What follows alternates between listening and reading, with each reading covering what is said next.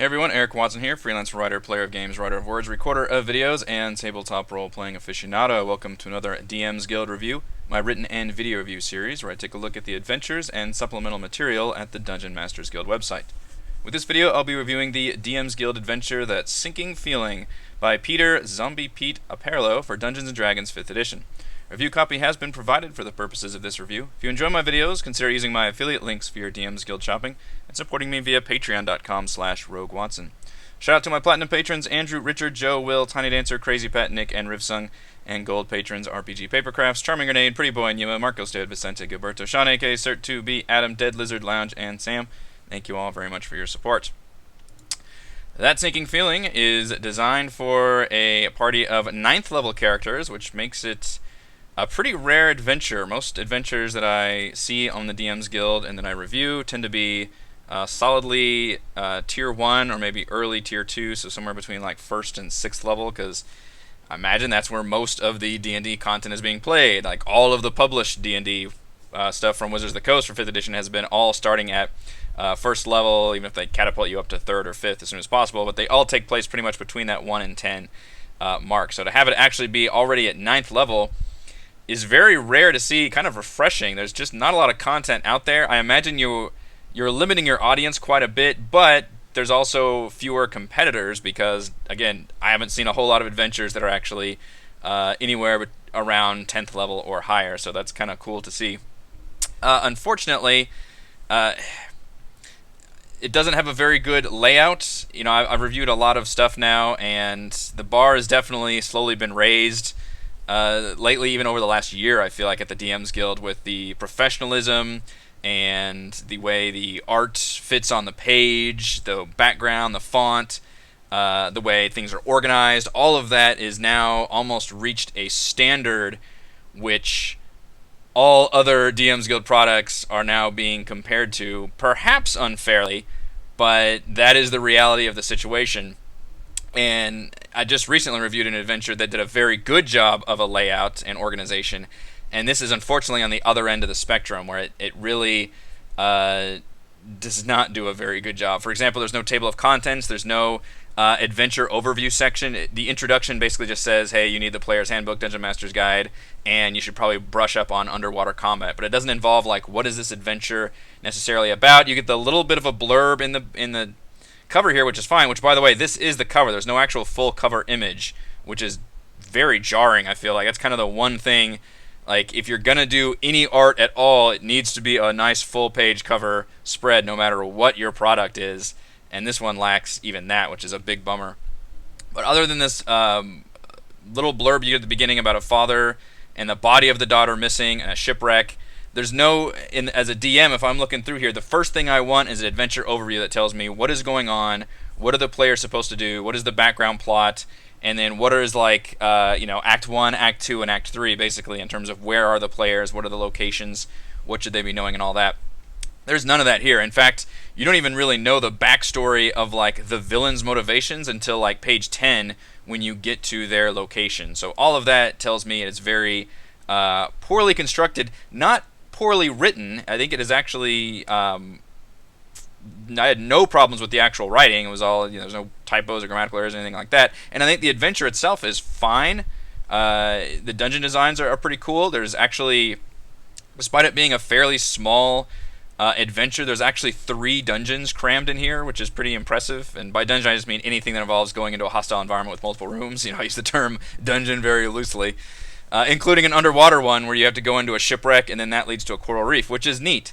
And also on the flip side of that, though, as much as I like the dungeons, as you can tell by the plain white background here and everything, and the very minimal art, there are maps, but they are very basic, just plain white grid maps, and there are no separate player maps, so the maps are kind of the bare minimum map that I would expect to see, which is not a good map, unfortunately. It's better than no map at all. It's better than no map at all. But, I mean, if you're going to have dungeons and dungeon crawls, then I'm absolutely going to partially judge your product on the quality of your maps. And these maps are not very good. Now, obviously, if you're looking at this and you primarily run Theater of the Mind, you don't care about maps, and that's fine. I care about maps, so that is a factor for my review. just to go over this adventure, it starts out in a port town of Murin, which I am not familiar with.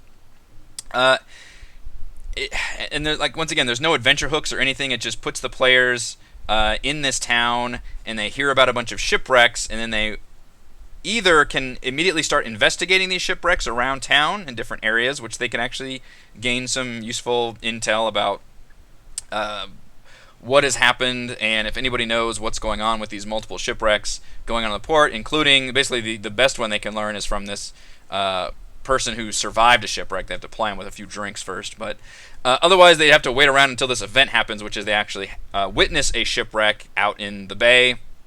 What's very odd here, though, is the shipwreck happens, a bunch of people get into a lifeboat to go rescue them, and even if the players want to help, the NPCs like brush off the players, which is a very, very odd concept. If you're writing a adventure or anything for a tabletop RPG, you need to try and include the players as much as possible and not just set up a bunch of cutscenes. Now, sometimes cutscenes happen, I get it.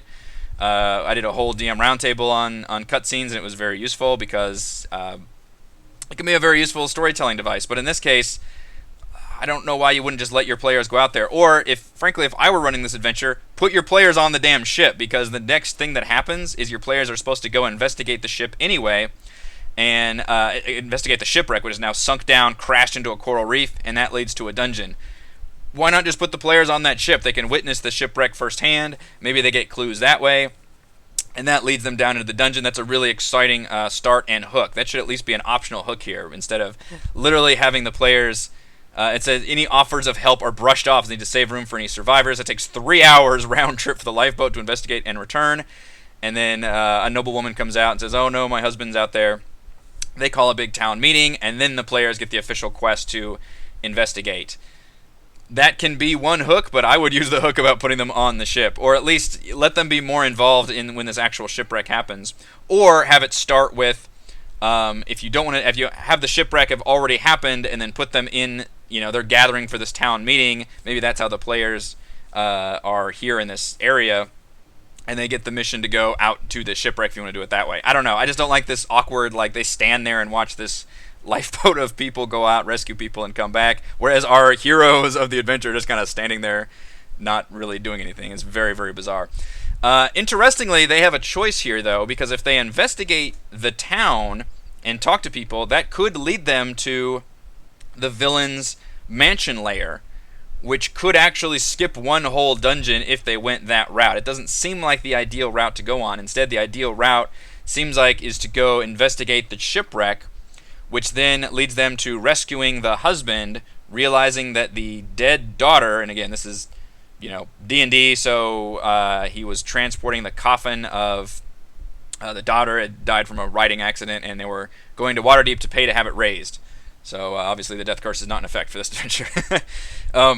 You can rescue the father and all that from the shipwreck, and then that will lead them to, hopefully, to the mine, which is where these gnomish brothers have set up shop in order to specifically put crates of automatons, which are pretty cool. There's like borer machines with these drill for hands, kind of remind me of the Bioshock.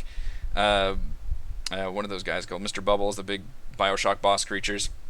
They activate while they're in these crates, and then they sink the ship purposefully, and then these gnome brothers can use their automatons, because they've got this secret entrance into the sea from their mine, can go in there and then loot the shipwreck, and then they can sell it. So they are sinking these ships that way, and it's a neat little investigation to figure out like how they're doing it and where that leads. And ultimately, one of the brothers goes to the shipwreck and is supposed to like play it off as like, oh, I'm here to just kind of rescue things, even though he's there to loot.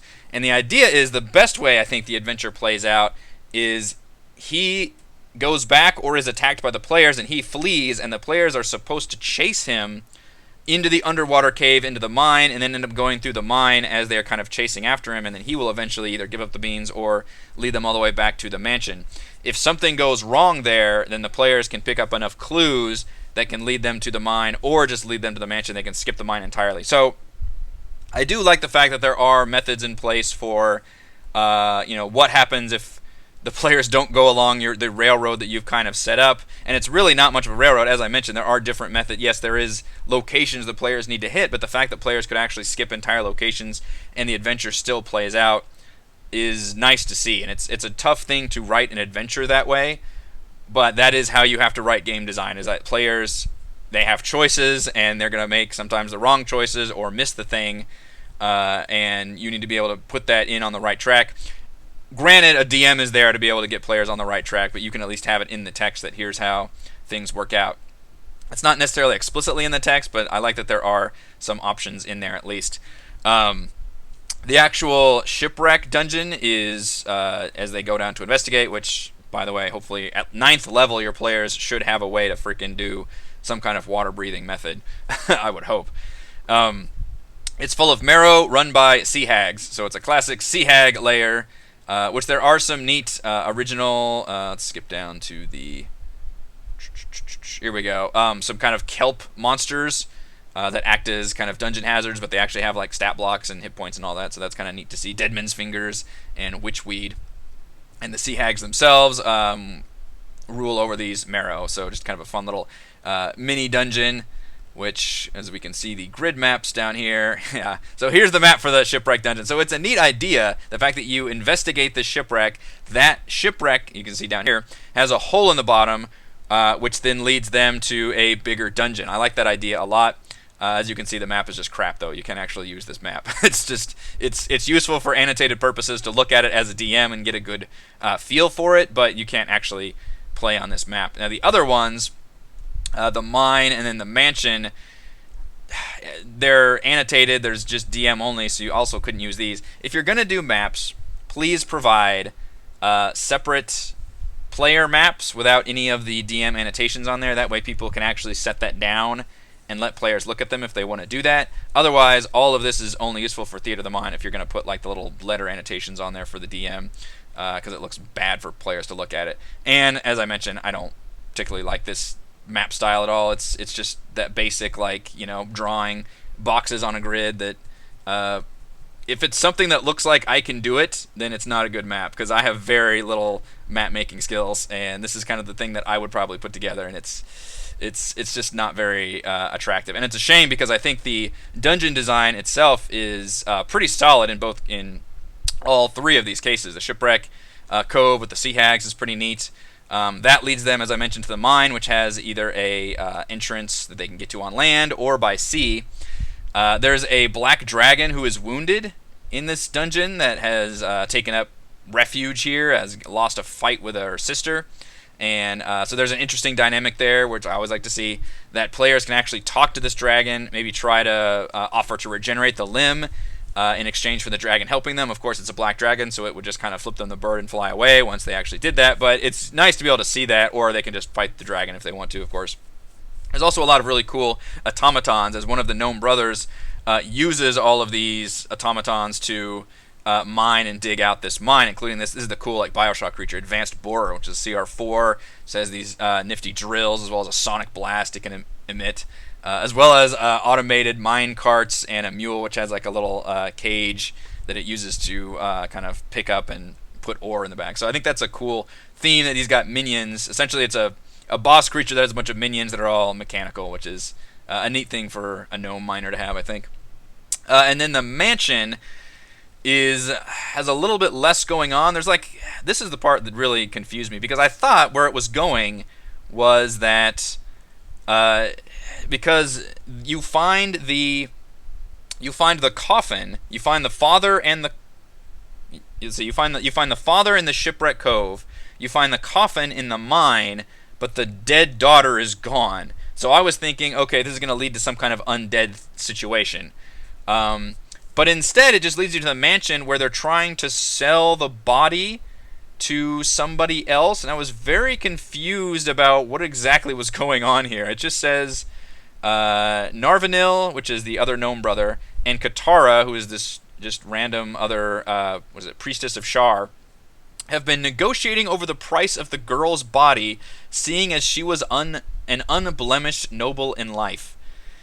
I'm not sure why people are purchasing a little girl's dead body. It kind of wigs me out very uncomfortably. I don't know what's going on there, but that's what you find with the actual boss battle. You're just trying to find the dead girl's body at this point.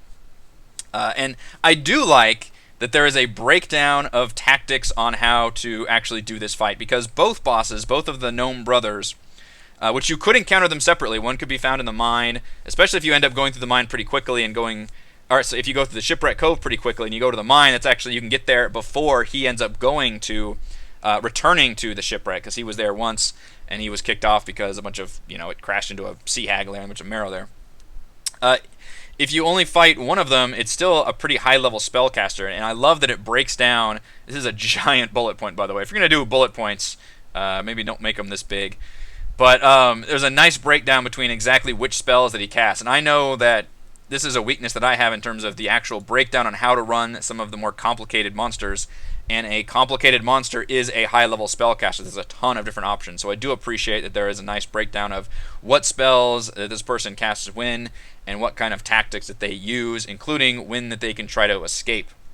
Although, I will say, despite it being a high-level spellcaster, high-level spellcasters are weird to use because they need to be far enough away from the party and they need to have minions in front of them in order to be effective, because as good as your high-level spellcaster can be, they're still going to have pretty crap for AC and crap for hit points, unless you've got some kind of other thing happening. I just don't see them lasting very long. And in fact, in this case, the other party, Katara, basically just huddles in the corner and just says, don't fuck with me, I'm just a third party. So the players are 9th level. They're pretty good. There's a pretty good power level here, and it just feels like this is going to be kind of an easy fight, especially because they do have a shield guardian, but it mentions that when they activate the shield guardian, it's actually guarding their treasure vault. It doesn't appear until like 5 rounds later. There's no way in hell any spellcaster is surviving for 5 rounds against a 9th level party. Which is probably a fairly refreshed party, I would imagine, because these are in between dungeon crawls. Even if the party is rushing through all these dungeons, they've still had plenty of time to prepare for these kind of things. And frankly, the mansion doesn't have a whole lot going off, although the rooms, the Gnome Brothers' rooms, are heavily trapped, which is at least nice to see. But otherwise, it's mainly just it's their homes. There's not a whole lot of like monsters roaming around. It's a pretty straightforward adventure. It's fine. It's fine. It's got some neat ideas. I like the fact that they cram multiple dungeon crawls in here. I like the automatons quite a bit. They've got a nice flavor to them. The mine is a neat dungeon. The mansion, it's at least a full-on mansion. One thing that's really interesting about the mansion is it is designed for gnomes, so it actually has literally like a 5-foot ceiling, and it specifically mentions the fact that anybody who is not, gnome, dwarf, or halfling size has disadvantage on all their attack rolls, which is something I never even thought of, that a gnome mansion that was built for gnomes would maybe not even accommodate all the taller races. So that's just a very interesting thing to see. I don't think I've ever seen somebody actually have a gnome house that would inflict disadvantage on higher races that had to stoop over. That's funny.